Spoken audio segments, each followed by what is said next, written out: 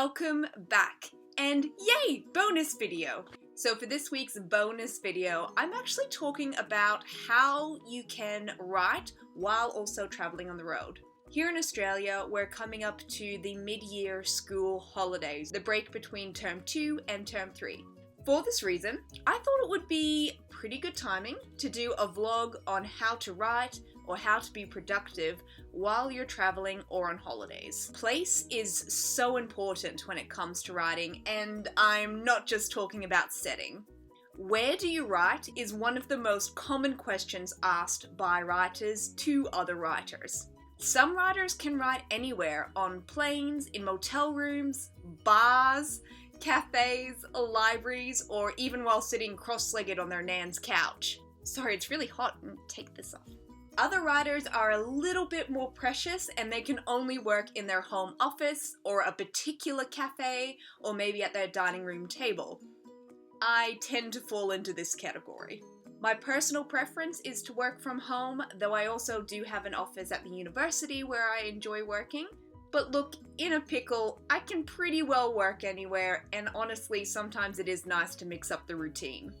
Because I gotta be honest, sometimes working in the same location day after day can start to feel a little bit stale. And I gotta be honest, when I do work from home, I tend to move my workstation around. I'll start at my actual writing desk in the morning, then I'll often move to the dining table in the afternoon, and if it is a nice day, I'll write sort of outside in the late afternoon. I also have a tendency to write at the kitchen counter because it's quite high and it's almost like a standing desk. You spend a lot of time sitting when you're a writer, so I do try to mix it up a bit and actually, stand up for a while. The thing about a solid writing routine is that it will really support you to rack up a massive word count. But when the routine starts to become really repetitive or it becomes a mindless practice, then it can sort of just be boring.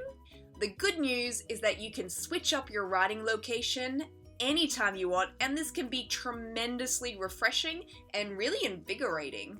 Research shows that our cognitive resources become a little more depleted with every decision we make. If you get out of bed every morning, put on your exercise gear, go out for a walk, have a shower, get dressed and eat some breakfast, and you do that every day without thinking about it, then you just saved a ton of creative and cognitive energy. Energy you can put into your writing. Having this kind of super established routine may make your writing flourish. But no one wants to live Groundhog's Day who can maintain that kind of pious lifestyle forever without going totally insane.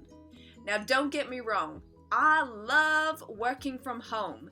The ability to get up and make a cup of tea, prepare a healthy lunch, or go to the bathroom whenever I want without having to pack up my entire station is really great, and that's one of the benefits of working from home.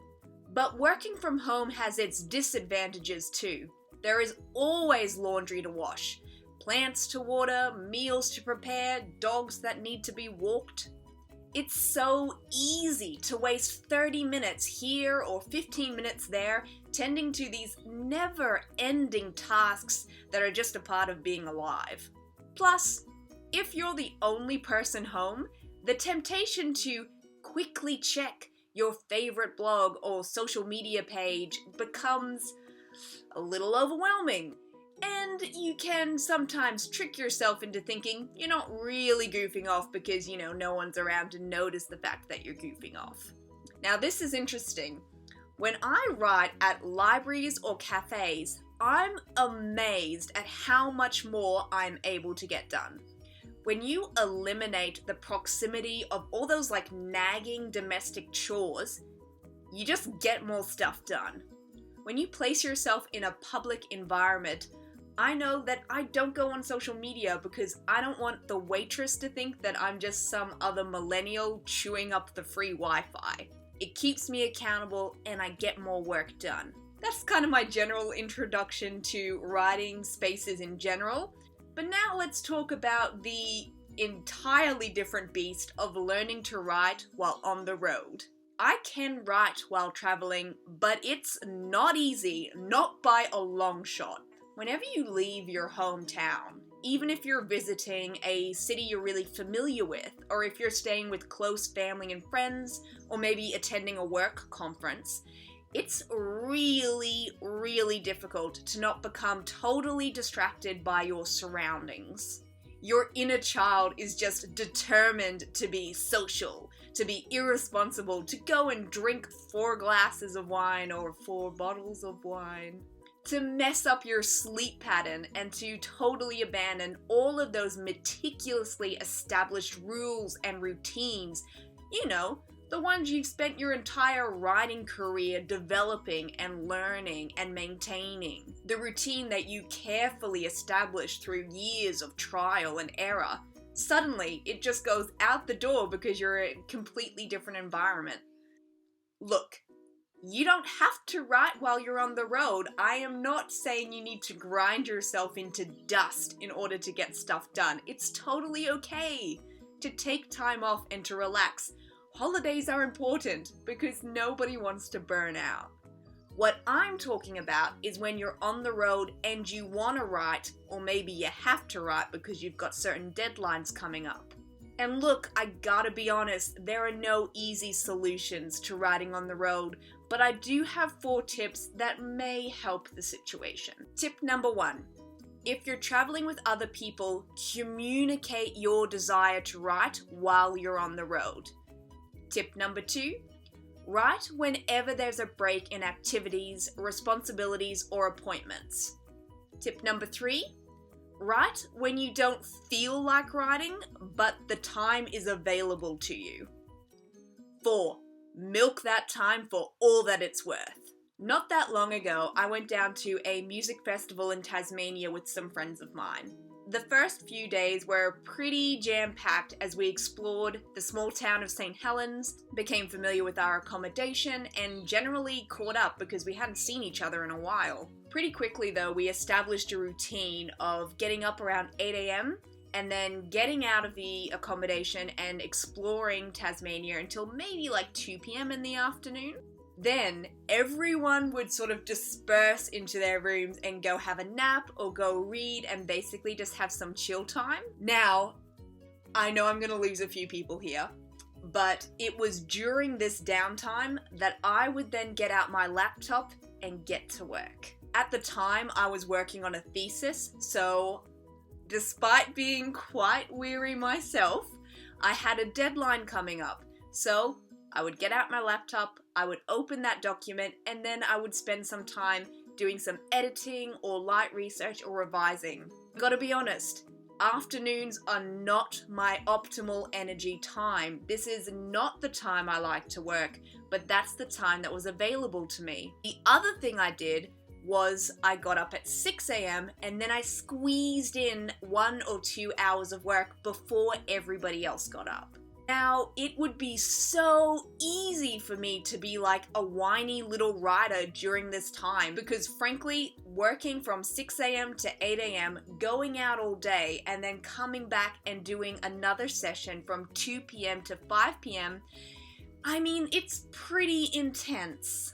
In fact, during those hours of 6 till 8 in the morning and 2 to 5 in the afternoon, my brain isn't really at its optimal stage. I am a morning person, but I'm still kind of waking up myself at 6 a.m. And certainly between the hours of 2 and 5, I mean, I'm just tired. I think most of us are usually tired during that time. I'm not the kind of person that takes naps in the afternoon, but that is the time when I tend to do really light tasks like admin and email, or I might research sources but not actually read or do any sort of intense research during that time. The thing is, I had a deadline, and though I had worked very hard to get ahead of everything before I went on this holiday, I couldn't actually abandon my work completely. It was just too important to me, and I had to make sure that everything was in the best condition that it could be.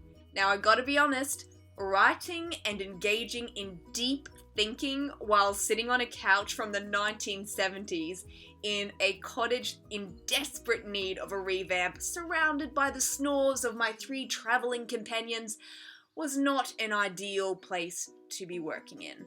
The good news is, even when you are in the ideal setting, writing still takes effort anyway. Writing within your absolute unideal situation is a little bit like having your car break down on the highway. You so don't want to deal with this problem, but you kinda got no choice. Look, I know that I'm kind of making writing outside of your comfort zone or your comfort space kind of sound like hell, because it kind of is hell, but the thing is, the choice is yours. We all kind of chose to be writers, you could argue about that. But at the end of the day, whether you think you chose to be a writer or not, no one's holding a gun to your head in this situation. You really did choose to be a writer, and this is just kind of the deal. Anyway, back to my story about how I was writing on this particular holiday. How I got through those sessions was by changing my perception. Instead of being pissed about the fact that I was losing downtime because I had to write, I instead chose to see my socializing and sightseeing as downtime. I also altered my writing goals so that they were way more realistic given my energy levels and the time that was actually available to me. I chose to work on a holiday, but I also get to choose how I work on a holiday. All that being said, we are about to enter the school holiday period for June and July, so I do want to give you permission to take it easy if you want to take it easy. It's okay to have a holiday. In fact, it's probably really good for your mental and emotional health and therefore your writing in general. And that's all I got for you this week. I really hope you enjoyed this video. Please click the subscribe button to support my channel, but more importantly, so that you're notified as soon as I upload a video every single week. Know that you can always check out my website, taraeast.com. If you sign up for my weekly newsletter, you'll get access to a free downloadable workbook, the Writers Kickstarter Pack, How to Start a Blog and Get Published. I'm also on social media, on Twitter, Facebook, and Instagram. All the links are below. Thank you so much for watching again this week, guys. It really means so much to me that you take time out of your busy lives to read my blogs and watch these videos. I hope you enjoy your holidays when they come up and that you squeeze in a little bit of downtime and, more importantly, some creative writing time. I'll see you again next week.